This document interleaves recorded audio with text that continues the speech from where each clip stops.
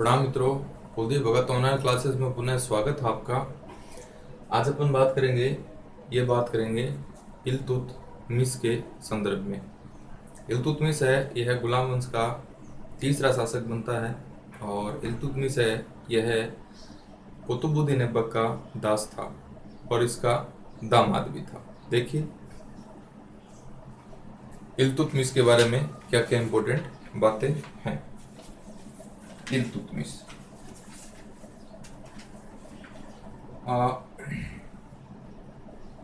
Ilbari वंश का प्रथम शासक था। इल्बारी वंश का प्रथम शासक था।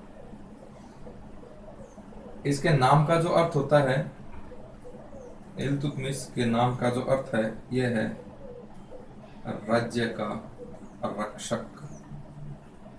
राज्य का रक्षक। इसकी उपाधियां जो हैं, ये हैं सुल्तान, सुल्तान, सुल्तान ए सईद। इसका मतलब होता है भाग्यशाली।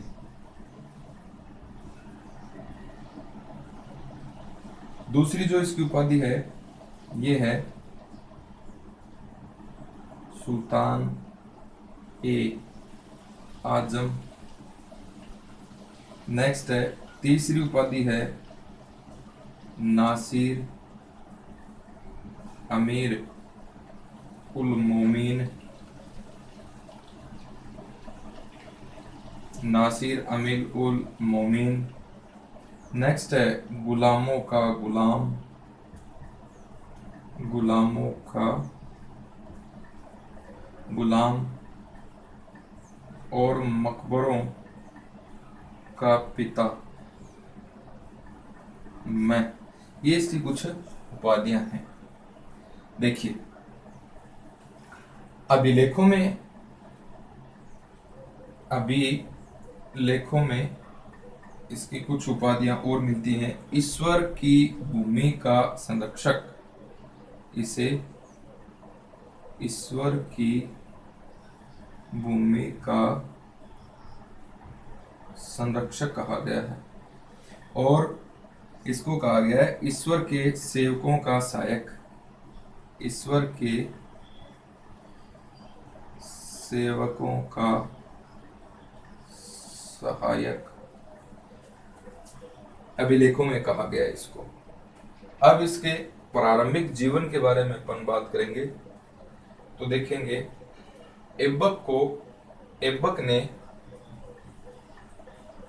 ऐबक ने इसे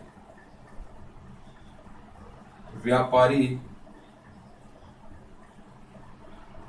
जमालुद्दीन से खरीदा था और इसको अमीर ए शिकार पद पर इसको बैठा दिया था। किसको? इल्तुतमिश को। नेक्स्ट है,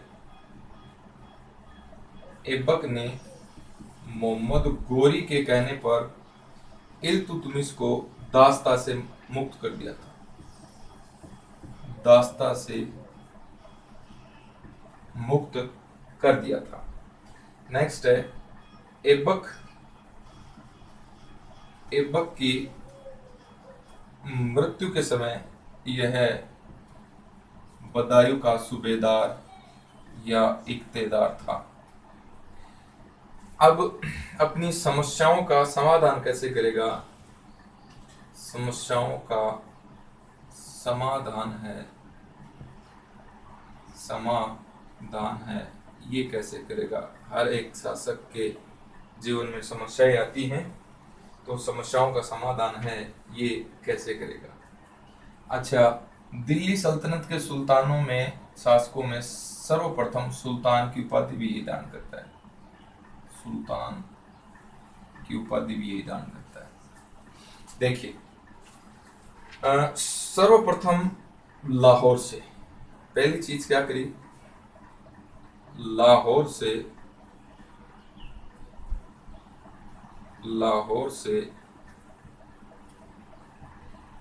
राजधानी है यह है कहां पर लेके आ गया, दिल्ली लेकर आ गया। पहला काम था इसका, राजधानी दिल्ली को बनाई। गजनी के अंदर जो शासक था यल्दोज, इसका इसने दमन किया। और दमन कब हुआ, तराइन का तीसरा युद्ध होगा। और ये तराइन का तीसरा युद्ध 1215 को हुआ था यल्दोज और किसके मध्य, इल्तुतमिश के मध्य, जिसमें यल्दोज है ये हार जाता है। यल्दोज हारेगा तो किन किन के मध्य, इल्तुत वर्सेज यल्दोज। विजय किसकी होगी, इल्तुत की विजय होगी। नेक्स्ट है सिंध व मुल्तान का शासक कुबाचा का दमन करेगा। कुबाचा का दमन है ये 1217 से 22 तक दोनों के मध्य झड़पें होती रहती हैं। और इल्तुतमिश जो है से परेशान हो जाता है कुबाचा हारते हारते। और कुबाचा जो है यह है, कुबाचा ने भाग करके, कुबाचा है यह शरण लेता है। और शरण कौन से दुर्ग में लेगा, सिंध के भक्कर किले में, सिंध के भक्कर किले में शरण लेता है। अंत में कुबाचा है यह है सिंधु नदी में डूब कर क्या कर लेता है, आत्महत्या कर लेता है। नेक्स्ट है, इस विजय से इल्तुतमिश है इसका मुल्तान व उच्च के ऊपर क्या हो गया, अधिकार हो गया। और मुल्तान है इसको किस में मिला लिया गया, दिल्ली सल्तनत में मिला लिया गया। अब मंगोल आक्रमण से सुरक्षा किस प्रकार करेगा इल्तुतमिश, आगे देखेंगे। देखिए इल्तुतमिश है ये इल्बरी वंश का पहला शासक था। इल्तुतमिश के नाम का अर्थ है राज्य का रक्षक। इसने उपाधि धारण करी सुल्तान ए सईद, या इसका मतलब होता है भाग्यशाली। सुल्तान ए आजम, नासिर अमीर उल मोमिनीन, गुलामों का गुलाम, मकबरों का पितामह। दिल्ली सल्तनत में सर्वप्रथम सुल्तान की उपाधि धारण करने वाला व्यक्ति भी कौन था, इल्तुतमिश था। इल्तुतमिश को अभिलेखों में ईश्वर की भूमि का रक्षक, सेवकों का सहायक कहा गया है। ऐबक ने इसको एक व्यापारी जमालुद्दीन से खरीदा था और उसके बाद में इल्तुतमिश को ऐबक ने अमीर ए शिकार के पद पर नियुक्त किया था। ऐबक ने गोरी के कहने पर इल्तुतमिश को दास्ता से मुक्त कर दिया था। और जब ऐबक की मृत्यु हुई उस समय इल्तुतमिश था ये बदायूं का क्या था, सूबेदार था। अपनी समस्याओं का समाधान किस प्रकार से करेगा इल्तुतमिश, ये देखिए। लाहौर से अपनी राजधानी है सर्वप्रथम कहां लेके आता है, दिल्ली। तो दिल्ली को राजधानी बनाने वाला पहला शासक कौन सा हो गया, इल्तुतमिश हो गया। गजनी का शासक था यल्दोज। यल्दोज का दमन कैसे करेगा, तराइन का तीसरा युद्ध होता है, तीसरा युद्ध होता है कब, 1215 में। इल्तुत और यल्दोज के मध्य ये युद्ध होता है जिसमें किसकी विजय होती है, इल्तुतमिश की विजय होती है। और यल्दोज है यह हार जाता है, तो यल्दोज का दमन हो गया। सिंध व मुल्तान का शासक है कुबाचा। कुबाचा का दमन करेगा 1217 से 22 के मध्य। कुबाचा और इल्तुतमिश के मध्य युद्ध होते रहते हैं। कुबाचा है इल्तुतमिश से भाग करके शरण लेगा, तो सिंध का एक बक्कर किला है इसमें शरण लेगा। इल्तुतमिश है, इल्तुतमिश से कुबाचा हारता जाता है और इस चीज से परेशान होकर सिंधु नदी में डूबकर क्या कर लेता है, आत्महत्या कर लेता है। अब मुल्तान व उच्च के ऊपर अधिकार हो जाता है किसका, इल्तुतमिश का। और ये जो अधिकार है यह, इस अधिकार से दिल्ली सल्तनत के अंदर मुल्तान और उच्च का क्या कर लिया जाता है, विलय कर लिया जाता है। आगे देखिए, प्रारंभिक समस्याएं चल रही हैं इल्तुतमिश की। कुबाचा को देख लिया अपन ने, यल्दोज को देख लिया। अब अपन बात करेंगे मंगोल आक्रमण की। मंगोल आक्रमण। मंगोल आक्रमण से किस प्रकार से यह अपने आप को सुरक्षित करेगा, देखिए। मंगोल आक्रमण, मंगोल आक्रमण का संकट है 1221 में आया। मंगोल आक्रमण का संकट 1221 में मुस्लिम राज्य ख्वारिज्म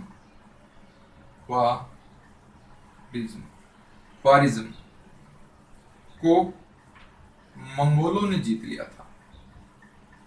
मंगोलों ने क्या कर लिया था साहब, जीत लिया था। और मंगोल जो नेता था, मंगोल नेता, इसका नाम था चंगेज खां। चंगेज खां, जो खुदा का कहर भी कहा जाता था, किसे, मंगोल नेता चंगेज खां को। अब ख्वारिज्म के शाह अलाउद्दीन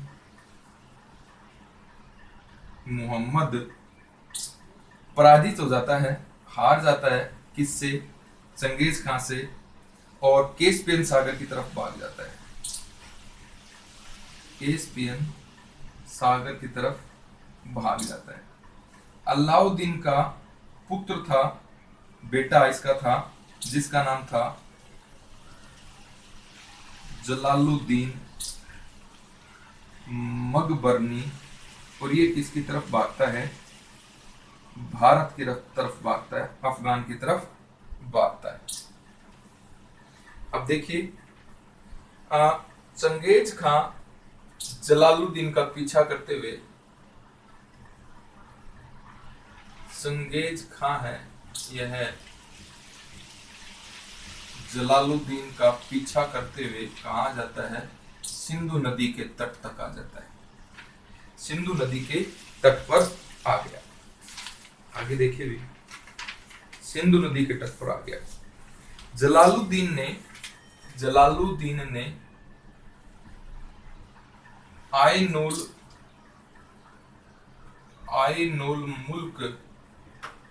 आयनुल मुल्क को सहायता के लिए दूत के रूप में किसके पास भेजता है, इल्तुतमिश के पास भेजता है।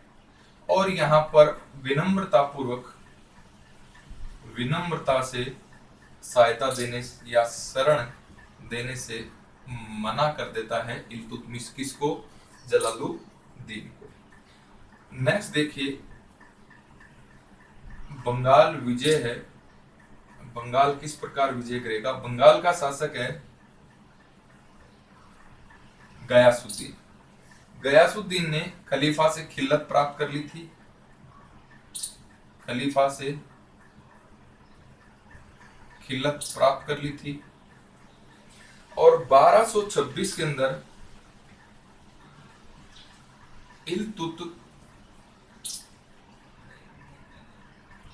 इल्तुतमिश का बेटा है, जिसका नाम है नासिरुद्दीन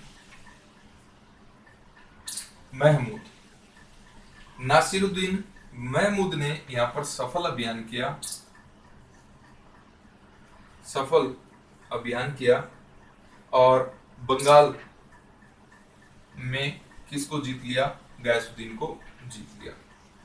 1230 में दिल्ली के अधीन कर लिया जाता है बंगाल।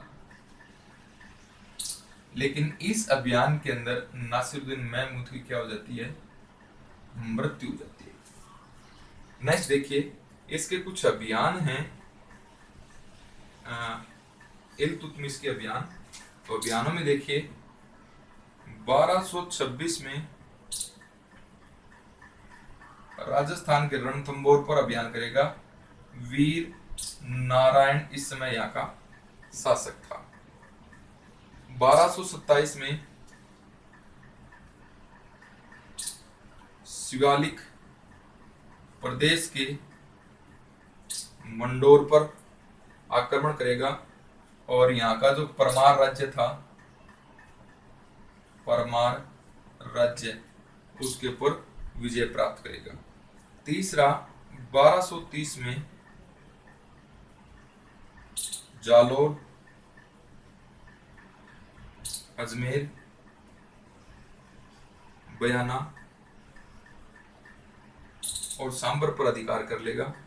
जालोर का शासक है, जालोर का शासक उदय सिंह है, यह कर देने के लिए राजी हो जाएगा इल्तुतमिश को। देखिए, मंगोल आक्रमण महत्वपूर्ण घटना होती है इल्तुतमिश के जीवन काल के अंदर। 1221 में मंगोल आक्रमण संकट आता है इल्तुतमिश के साम्राज्य पर।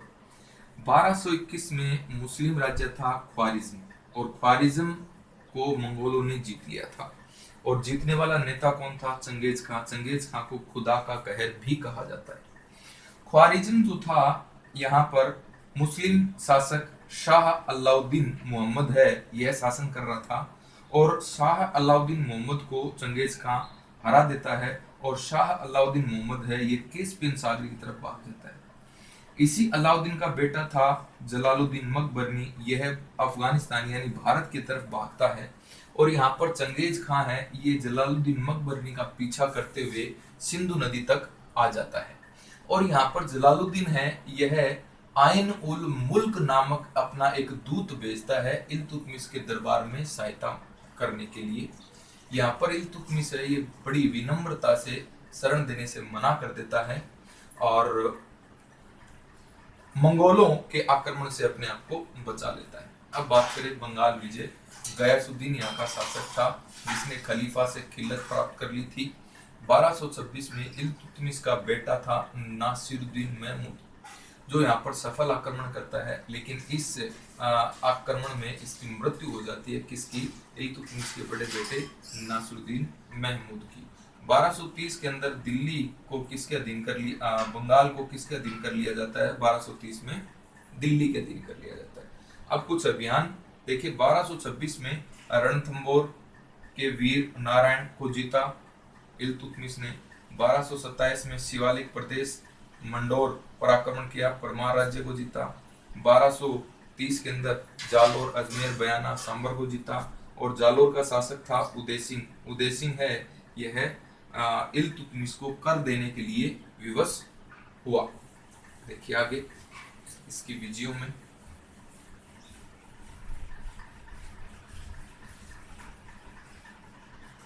विजयों में आगे देखिए। 1231 में ग्वालियर पर अधिकार किया। 1231 में ग्वालियर पर क्या किया? अधिकार किया। और यहाँ का शासक था मंगलदेव। नेक्स्ट अपन बात करते हैं, तो देखिए 5 नंबर पे 1233 से 34 के अंदर नागदा के गुहिलों पर आक्रमण किया। और इस समय यहाँ का शासक था क्षेत्र सिंह। क्षेत्र सिंह गुहिलों का शासक था, जिसने इल्तुतमिश को क्या किया? हराया। इंपॉर्टेंट बात है।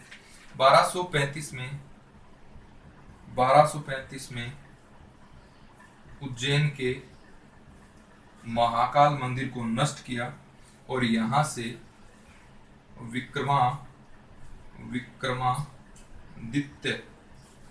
विक्रमादित्य की मूर्ति है, यह अपने साथ दिल्ली लाया।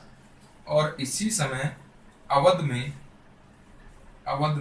पिर्थु विद्रोह होता है। इंपोर्टेंट है साहब ये क्वेश्चन। पिर्थु विद्रोह होता है, इसमें लगभग 1.5 लाख के आसपास मुसलमानों को मोथे घाट उतार देगा इल्तुतमिश। 1236 में बामियान अभियान करेगा और 1236 में ही खोकर जाती है, इसका अभियान करेगा। और ये इल्तुतमिश का अंतिम अभियान था। 1236 में ही इल्तुतमिश की क्या हो जाती है? मौत हो जाती है, मृत्यु हो जाती है। अब इसका प्रशासन है। इल्तुतमिश का प्रशासन। देखिए इल्तुतमिश का जो वजीर था ये था मोहम्मद जुनैदी। ये खलीफा से मान्यता लेता है, खलीफा से मान्यता। कौन? इल्तुतमिश बगदाद का खलीफा है,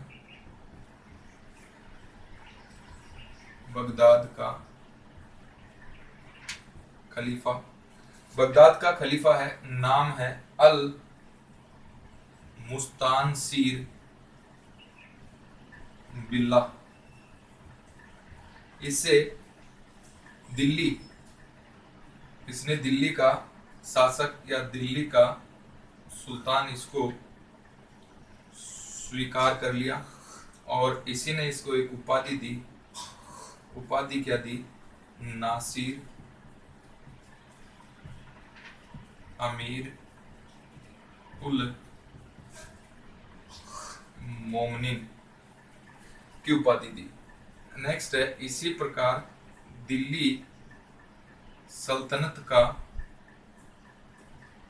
प्रथम वैधानिक और संप्रभुता संपन्न जो सुल्तान बना वो कौन बना? इल्तुतमिश बना। इसे दिल्ली सल्तनत का वास्तविक संस्थापक भी कहा जाता है। दिल्ली सल्तनत का वास्तविक संस्थापक भी कहा जाता है। अब देखिए इसके दरबार के अंदर दरबारी गुट बनाए इसने। एक तो बनाया तुर्क दासों का गुट बनाया और दूसरा बनाया ताजिक गुट बनाया। ये तुर्क दास के अंदर स्वदेशी तुर्क होते थे और ताजिक के अंदर विदेशी मुसलमान होते थे। तो देखिए इल्तुतमिश के अभियान है। 1231 में ग्वालियर के मंगलदेव पर आता है। 1233-34 में नागदा के गुहिलों पर आक्रमण करता है। यहाँ का शासक था क्षेत्र सिंह, और क्षेत्र सिंह है ये किसको हरा देता है? इल्तुतमिश को हरा देता है। 1235 में उज्जैन के महाकाल मंदिर को लूटता है और यहाँ से विक्रमादित्य की मूर्ति उठा करके कहाँ ले आता है? दिल्ली ले आता है। Important question. अवध का पृथु विद्रोह है, ये इसी समय होता है, ध्यान में रखना। इस पृथु विद्रोह के अंदर इल्तुतमिश ने 1,00,000 से 1.5 लाख के मध्य और मुसलमानों का क्या करवाया था? कत्लेआम करवाया था। 1236 के अंदर बामियान का अभियान है। ये बामियान अभियान है, ये खोखर जाति का केंद्र था और ये खोखर जाति के विरुद्ध ही इसका अंतिम अभियान रहता है। 1236 में पेट में दर्द होने के कारण इसकी क्या हो जाती है? मृत्यु हो जाती है। प्रशासन देखिए, इसका जो वजीर था ये था मोहम्मद जुनैदी। खलीफा से ये मान्यता लेता है, बगदाद का खलीफा था अल मुस्तानसीर बिल्ला। अल मुस्तानसीर बिल्ला ने दिल्ली का स्वतंत्र सुल्तान किसको स्वीकार करता है? इल्तुतमिश को, और इल्तुतमिश को एक उपाधि देता है, नासिर अमीर उल मोमिनीन की उपाधि देता है। यह दिल्ली सल्तनत का प्रथम वैधानिक सम्राट था और दिल्ली सल्तनत का संप्रभुता संपन्न सुल्तान बना। और दिल्ली सल्तनत का वास्तविक शासक या वास्तविक सुल्तान भी कौन था? इल्तुतमिश। या दिल्ली सल्तनत का वास्तविक संस्थापक भी कौन था? इल्तुतमिश। इल्तुतमिश ने अपने दरबार के अंदर 2 गुट बनाए। एक तो तुर्क दासों का गुट बनाया, एक ताजिकों का गुट बनाया। ये तुर्क दास जो थे ये मूल रूप से तुर्किस्तान के रहने वाले थे और जो ताजिक थे इसके अंदर विदेशी मुस्लिम शामिल होते थे। तो इन गुटों की अपन बात करेंगे। तुर्क वाला जो गुट था उसे चालीसा गुट या चहलगानी कहा जाता था। देखिए अब अपन बात करते हैं तुर्क गुट की। तुर्क दल, इसे चालीसा दल भी कहा जाता है। चालीसा दल भी कहा जाता है। देखिए चालीसा दल भी इसे कहा जाता है। यह है तुर्क सरदारों का संगठन था जिसके अंदर 40 व्यक्ति हुआ करते थे। इसके अंदर कुछ महत्वपूर्ण बातें हैं। डॉक्टर बेनी प्रसाद कहता है कि चालीसा दल यह नामकरण संख्या के आधार पर नहीं वरन शक्ति के आधार पर था, या शक्ति का प्रतीक था। इंपॉर्टेंट बात बनती है साहब की। नेक्स्ट बर्नी है। बर्नी ने इस ग्रंथ को तुर्कान ए चहलगानी कहा। तुर्कान ए चहलगानी कहा। ये तो बात होगी तुर्क दल की। अब है ताजिक दल। ताजिक दल ये होता था गैर तुर्क यानी विदेशी मुस्लिम, विदेशी मुस्लिमों का दल होता था। इस दल में इसमें इल्तुतमिश का प्रधानमंत्री इसी दल का था, जिसका नाम था निजामुद्दीन जुनैदी। कौन से दल का था? ताजिक दल का था निजामुद्दीन जुनैदी, ताजिक दल का था भी। अब अपन बात करते हैं इल्तुतमिश है, इसने इक्ता प्रथा चलाई। इक्ता प्रथा चलाई, ये देखिए इक्ता प्रथा है, ये अरबी का शब्द है, अरबी शब्द है और इसका अर्थ होता है भूमि। भूमि अर्थ होता है। यह प्रणाली की विस्तृत व्याख्या है। इस प्रणाली की विस्तृत जो व्याख्या करता है, ये करता है निजामुल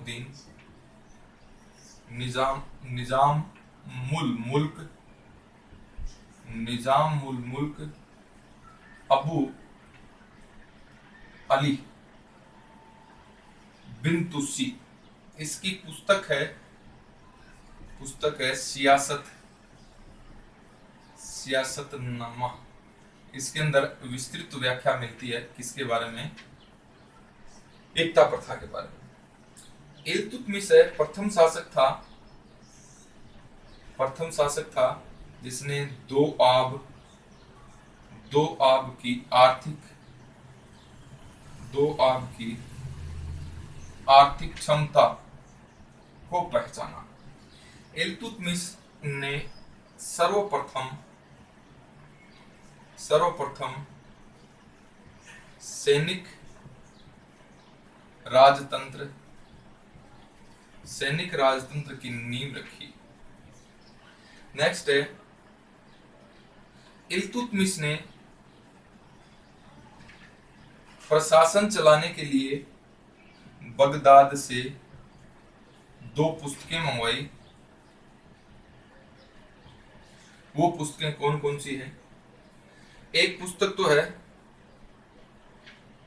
अब्दुस सलातीन और दूसरी पुस्तक है मासिर उस सलातीन।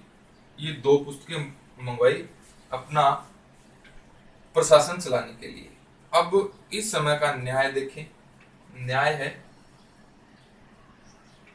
प्रथम तुर्क सरदार था या तुर्क शासक था, प्रथम तुर्क सुल्तान था जिसने सबसे अच्छी न्याय व्यवस्था स्थापित की। सबसे अच्छी न्याय व्यवस्था मिनहाज उस सिराज व इब्न बतूता है। ये इसकी न्याय की प्रशंसा करते हैं। इब्न बतूता कहता है कि इल्तुतमिश के महल के सामने 2 संगमरमर के शेरों के गले में घंटियां बंदी होती थी।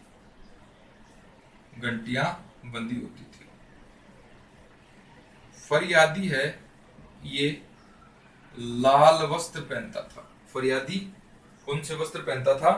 लाल वस्त्र पहनता था। नेक्स्ट है वीए स्मिथ कहता है, वीए स्मिथ, वीए स्मिथ, वीए स्मिथ का कोटेशन है इसकी न्याय व्यवस्था के ऊपर, न्याय व्यवस्था को तत्कालीन विश्व की सबसे अच्छी व्यवस्था होता है,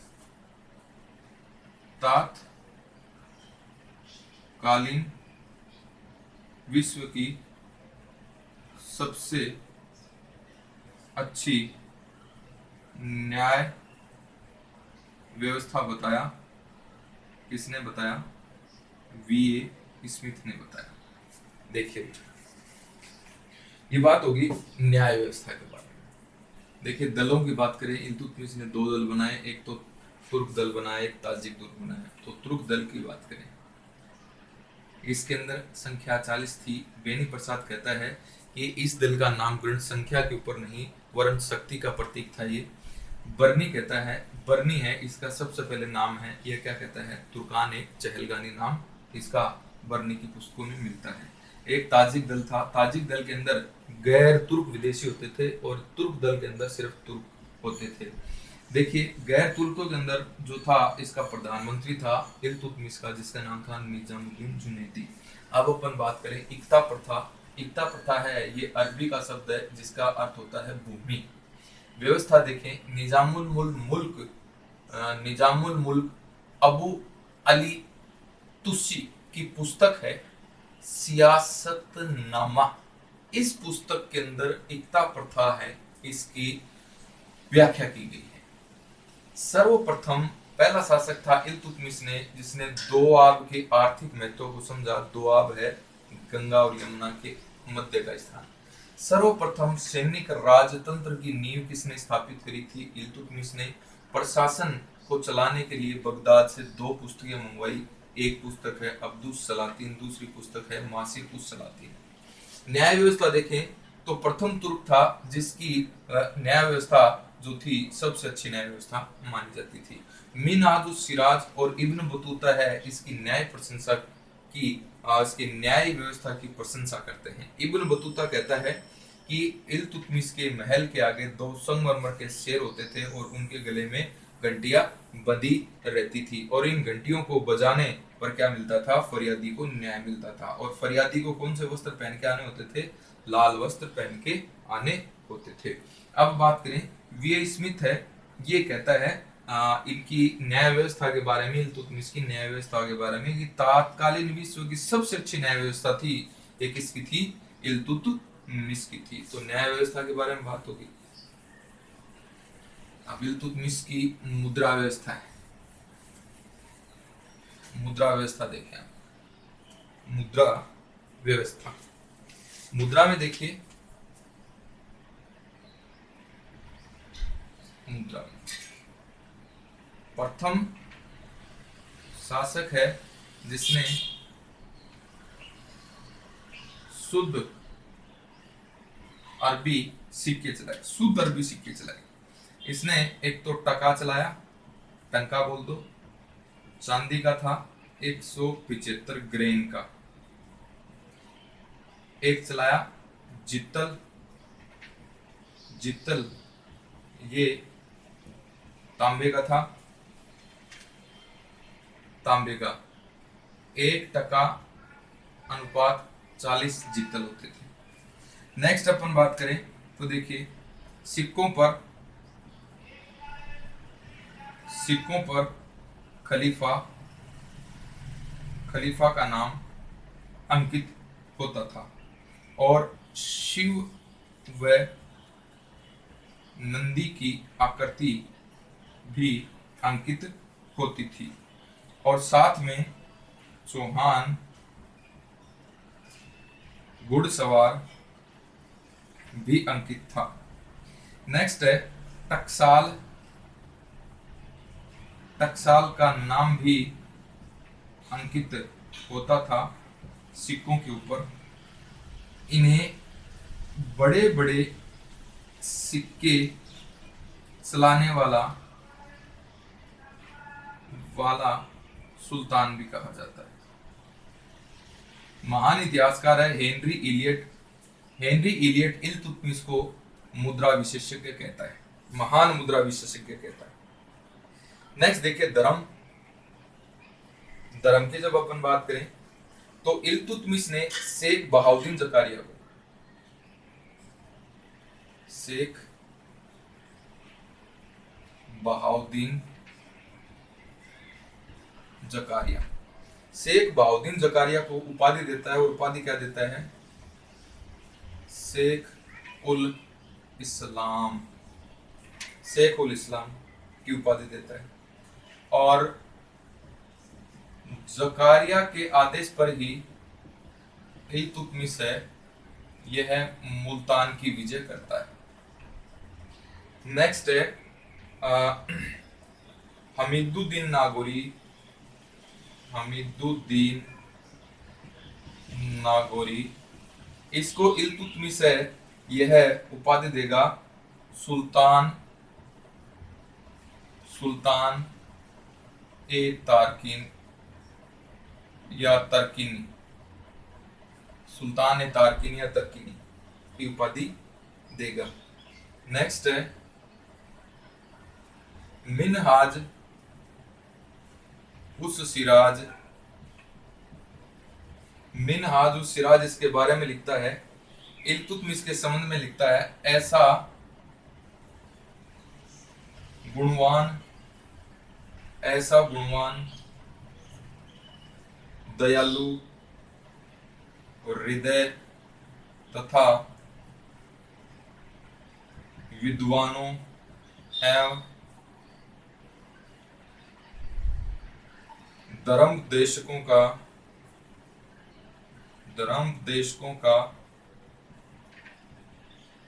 आदर करने वाला सुल्तान नहीं देखा।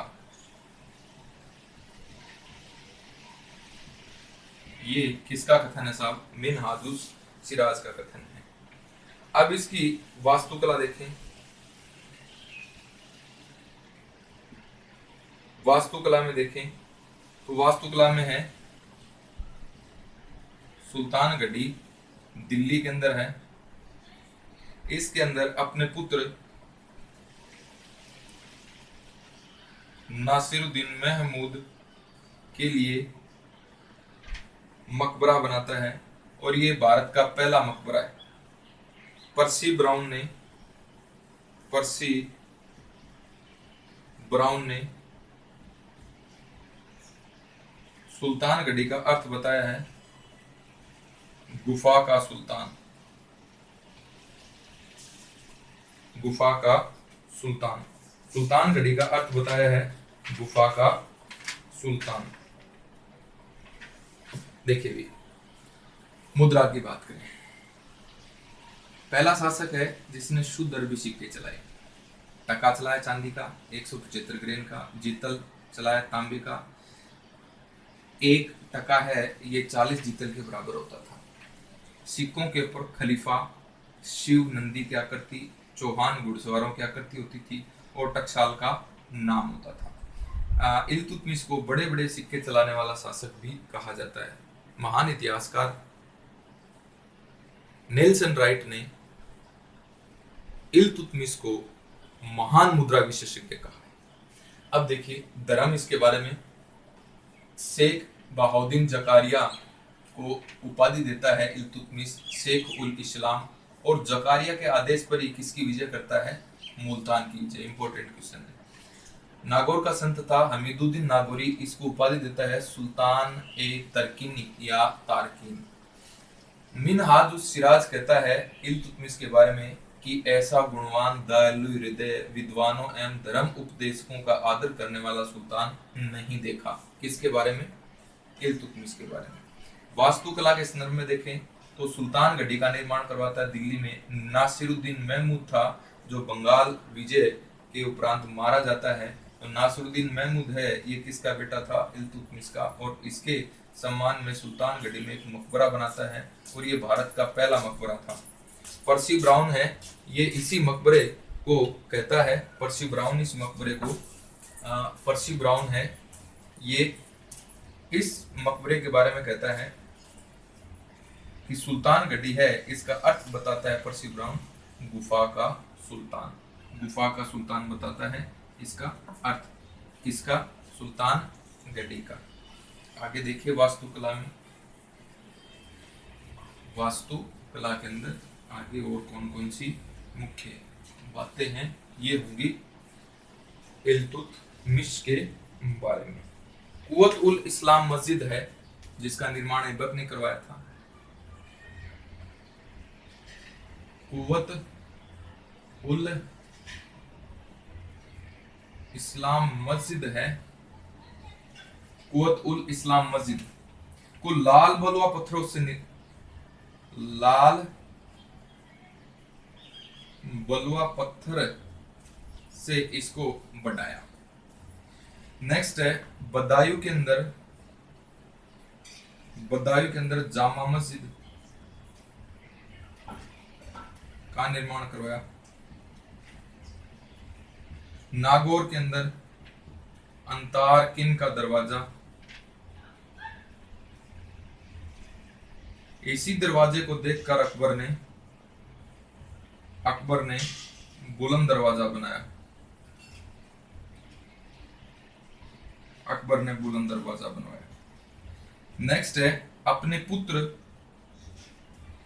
पुत्र की याद में, अपने पुत्र की स्मृति में दिल्ली के अंदर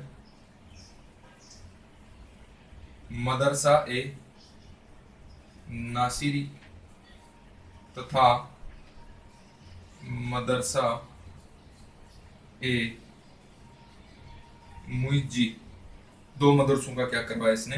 निर्माण करवाया। नेक्स्ट है दिल्ली के अंदर ही हौज ए शमसी और शमसी ईदगाह का क्या करवाया? निर्माण करवाया। नेक्स्ट है आरपी त्रिपाठी ये मुस्लिम राज्य का वास्तविक संस्थापक मानता है। मुस्लिम राज्य का वास्तविक संस्थापक बताता है इल्तुतमिश को। नेक्स्ट है ईश्वरी प्रसाद है, यह गुलाम वंश का वास्तविक संस्थापक बताता है इल्तुतमिश को। नेक्स्ट है हबीबुल्लाह है, यह कहता है कि ऐबक ने दिल्ली सल्तनत की सीमाओं और प्रभुसत्ता की रूपरेखा तैयार की